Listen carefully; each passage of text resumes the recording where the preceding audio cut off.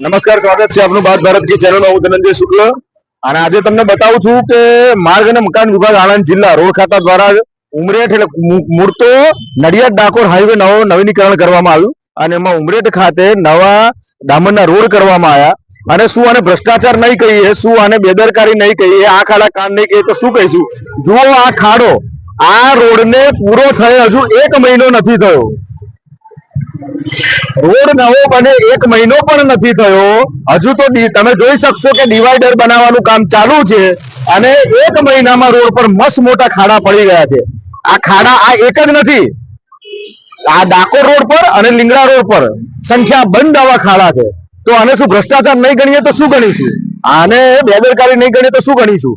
પહેલા પણ ખૂબ બિસ્માર રોડ હતો અને તેના કારણે જ કરોડોના ખર્ચે નવો રોડ બનાવવો પડ્યો અને સરકારના કરોડો રૂપિયા ખર્ચ કરીને પણ જો આ ખાડાવાળા રોડ પરથી આવું જવું પડતું હોય તો શું જરૂર હતી આ કરોડો રૂપિયા ખર્ચવાની? તો આને ભ્રષ્ટાચાર નહીં કહે તો શું કહે? આના માટે ફરી ખર્ચો કરશે, આના માટે ફરી આની ઉપર ડામર નાખશે ને પૂરશે. તમે જોઈ શકો તો કેટલો ઊંડો ને કેટલો મોટો ખાડો છે. આ હજુ 1 મહિનો નથી થયો આ રોડ બને.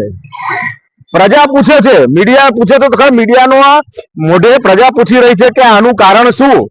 શું માર્ગ મકાન વિભાગના અધિકારીઓ પોતાની જવાબદારીમાં જાણી જોઈને ઉડા ઉતરે છે કે પછી એમને એવા કોઈ આગેવાનોની અમી દ્રષ્ટિ છે કે જેના કારણે એમને એમની જવાબદારીનું ભાન નથી?